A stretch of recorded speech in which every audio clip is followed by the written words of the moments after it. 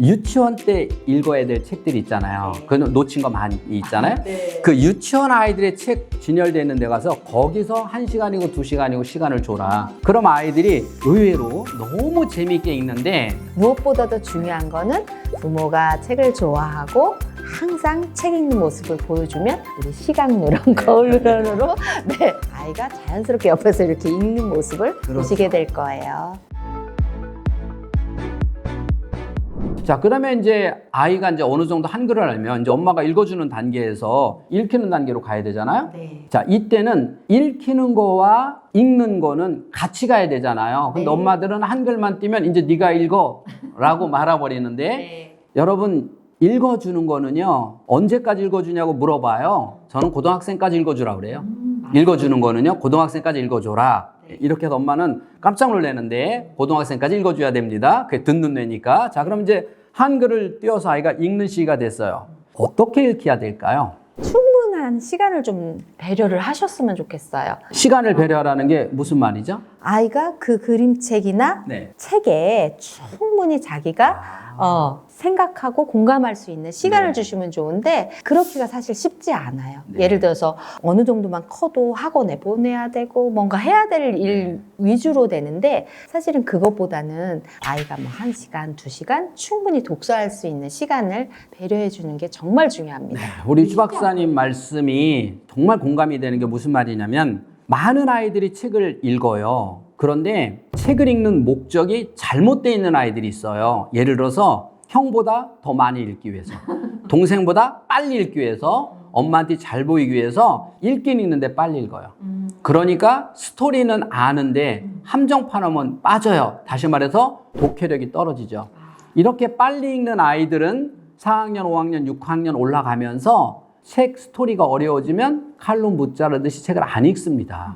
그래서 지금 추 박사님 말씀처럼 충분한 시간을 가지고 아이가 그 안의 내용을 음미해서 글쓴이가 최소한 이 글을 쓸 때 어떤 마음으로 썼을까를 느끼게 해주라. 이런 얘기시죠? 너무 중요하죠. 네. 그러기 위해서 책을 읽는 거잖아요. 네. 그리고 좀 컸을 때는 책 읽는 습관도 중요하지만 책과 함께 즐거운 경험을 할 수 있게 해주면 좋은데 그 중에 하나가 뭐냐면 어떤 예를 들어서 앤서니 브라운 같은 작가들이 쓴 책들 있잖아요. 고릴라나 이런 것들은 유명한 작가들의 책은 전시회를 하기도 합니다. 네. 체험 활동할 수 있는 그런 데를 부모가 함께 가서 경험을 해본다든지 아니면 또 요즘은 좀 덜할 것 같지만 저자 사인회 같은 것도 있어요. 그런 데 가서 저자들이 이렇게 사인해 주는 거를 좀 받아보고 저자와 대화도 좀 해보고 저도 이제 그 책을 여러 권 썼으니까 아유, 가끔 이제 그런 걸 많이 가져보는데 네. 어려서부터 준비가 안 돼서 그런지 제 강의를 듣고 나서 그 다음에 저가 이런 질문을 했으면 좋겠다라고 생각한 거에 대한 질문이 자주 안 나오는데 제가 언젠가 그 미국의 어떤 그 프로그램들을 보니까 미국에서는 저자를 초청해서 소그룹으로 저자를 초청해서 이 책의 내용을 즉 어떤 마음을 가지고 썼고 그 당시 마음이 어땠고 어땠는 이런 정말 저자의 진지한 마음을 들어보는 시간을 많이 갖는 걸 보고 야 저거 진짜 바람직하다. 우리나라는 가서 제가 강의를 잘해야 돼요. 강의를 잘해야 되는데 그쪽에서는 강의가 아니라 어떤 마음으로 썼는지를 서로 공감하면서 느끼고 이렇게 책과 전혀 관련 없는 이 책을 쓰게 된 스토리를 가지고 더 중시 여기더라고요. 지금 그 얘기가 얼마나 중요한지를 아이들이 글쓴이의 마음을 느끼는 거. 근데 수많은 아이들은 내용 파악에 이 내용 파악에만 중심을 두지 글쓴이가 어떤 감정으로 썼는지에 대해서 놓친다는 거죠. 그래서 응용이 안 되는 것 같아요. 맞아요. 독서 습관은 네. 죽을 때까지잖아요. 네. 어른이 돼서 사실 더 빛을 발합니다. 네. 그래서 그런 습관을 위해서는 이런 여러 가지 활동들을 부모가 같이 해주시면 좋고요. 저는 개인적으로 조금 좋았던 거, 제 경험담을 잠깐 말씀드려도 네. 될까요? 그럼요. 네. 저는 동화책을 제가 아이의 마음으로 정말 깊숙이 공감하면서 읽는 경험을 많이 해봤어요. 제가 대학에 있을 때 교수님이 이런 과제를 내주셨어요. 예를 들어서 동화책을 읽고 그거에 대한 줄거리를 간단히 쓰고 느낌을 쓰도록. 근데 그때 그렇게 습관을 들였던 게 제가 나이가 들어서도 지금도 책을 읽고 나면 뭐 키워드를 쓴다든지 아니면 그 책을 읽고 나서 느낀 거를 또 실행을 할 일을 이렇게 저는 책에다 적거든요. 그거를 저는 아이를 키울 때도 책을 읽고 나서 아이 동화책에 이렇게 제가 엄마 편지를 쓴 거죠. 네, 공감 편지. 네. 공감 편지를 쓰면 아이가 그거를 나중에 너무 좋아하더라고요. 네. 그리고 심지어는 도서관처럼 도서관 놀이를 해볼 수도 있어요. 그래서 아이 이름으로 이렇게 스탬프 하나를 찍었습니다. 최땡땡 해가지고 스탬프 도장을 찍어서 책을 아이가 한 권 읽었을 때 도장을 꽝 찍어주면서 도서관처럼 네. 예, 그런 놀이를 또 하면 나중에 내가 책을 이 책도 읽었구나, 이 책도 읽었구나 이런 경험을 아이가 하게 되더라고요. 저는 엄마들에게 가끔 이렇게 주문합니다. 방학 되면 아이들 데리고 서점에 가서 초등학교 1학년, 2학년, 3학년도 괜찮으니까 유치원 때 읽어야 될 책들이 있잖아요. 네. 그 놓친 거 많이 있잖아요. 네. 그 유치원 아이들의 책 진열되어 있는 데 가서 거기서 1시간이고 2시간이고 시간을 줘라. 그럼 아이들이 의외로 너무 재미있게 읽는데 제가 어느 날 옛날에 정말 감동 있게 읽었던 책이 꽂혀 있어서 제가 빼서 그 감동을 찾기 위해서 읽었더니 그 감동이 안 나요.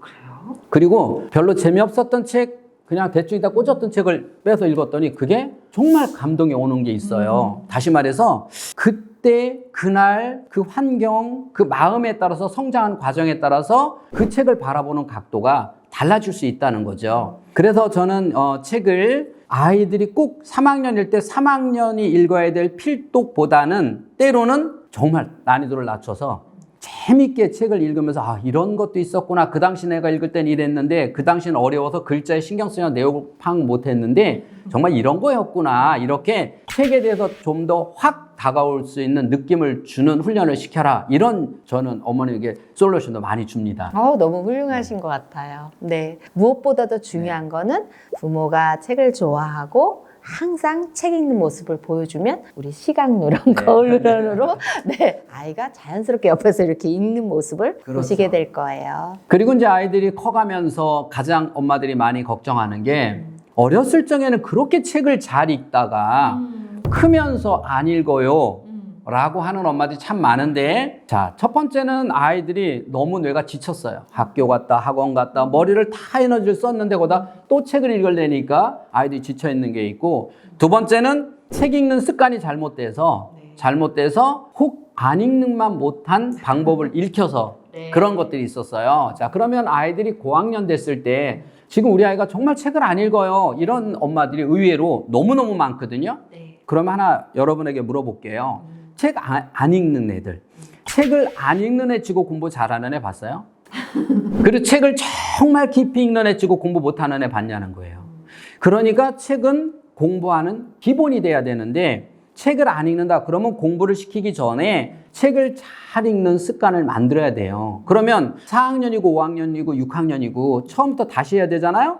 책 읽는 습관 어떻게 그럼 처음부터 다시 길들일 수 있을까요? 초등기부터 더 어리면 유아기부터 좀 낭독을 해보면 어떨까 싶어요. 낭독이요? 네네네. 그래서 48개 안면 근육이 충분히 움직일 수 있도록 책을 가지고 바른 자세로 큰 소리로 읽기 좀 연습을 해보면 어떨까 싶습니다. 근데 그게 쉬운 건 아니잖아요? 네네네. 그래서 저는 가정에서 이렇게 좀 부모님들이 이렇게 유아기 때부터 이렇게 책 읽기나 이런 것들을 훈련하기 위해서 좀 낭독을 할 수 있도록 부모님들한테 추천을 해드리거든요. 그럴 때 이제 모래시계를 가지고 아이가 바르게 앉아서 1분 정도 좀 큰 소리로 낭독을 해보고 이런 경험이 쌓이다 보면 뭐 초등 고학년 되면 5분, 15분 이렇게 늘려가는 거죠. 네. 낭독이라고 하는 정의가 눈으로 글자를 보고 뜻을 머리로 생각해서 말하듯이 읽는다. 자, 이게 이제 낭독인데 처음에는 이게 잘 안 되니까 눈으로 글자를 보고 말하듯이 읽는다. 그래서 말하듯이 안 되는 거예요. 왜냐하면 뜻이 머리로 생각하는 것까지는 훈련이 돼야 되거든요. 그래서 지금 추 박사님 말씀하신 것처럼 1분이면 1분부터 꾸준히 낭독 훈련을 통하면 어느 날 눈으로 보고 뜻이 머리로 뜻을 생각하면 여기 글자의 내용대로 말하듯이 감정이 포함되고 글의 내용을 명확하게 읽을 수 있는 독해할 수 있는 힘이 만들어진다. 이게 낭독이거든요. 그러면 자, 눈으로 읽을 때 한번 생각해 볼게요. 눈으로 읽으면 머리의 에너지를 측정한다고 봤을 때 눈, 시각, 후두엽, 그 다음에 생각 두 가지잖아요. 낭독은 눈으로 봤어요. 생각했어요. 자, 읽으면 48개 안면 근육이 움직이죠? 다시 그 소리를 내가 또 들어요. 또 생각해요. 멀티죠.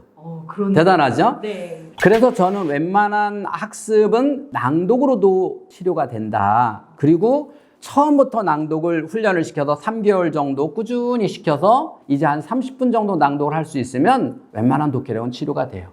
이렇게 중요한 것이 낭독입니다. 지금 추 박사님 말씀하신 게 결론이 그거죠? 네. 네. 자, 우리가 지금까지 독서의 중요성, 정말 뭐 성인들도 치매 예방도 독서가 중요한데 낭독이 중요하고요. 그래서 이 낭독은 뭐 죽을 때까지 우리 뇌하고는 끊을래야 끊을 수 없는 그런 관계가 있는 것 같아요. 그래서 또 많은 사람들이 그냥 신문을 크게 읽는 이런 것들을 통해서 뇌를 계속해서 현상 유지해서 치매로 가지 않게 하는 분들도 많이 있고요. 또 우리가 어느 모임에 가보니까 돌아가면서 이렇게 낭독하는 모임도 있고 그러더라고요. 이렇게 낭독은 우리가 삶 속에서 뇌를 건강하게 하는, 공부뿐만 아니라 뇌를 건강하게 하는 활력소가 될 수도 있습니다.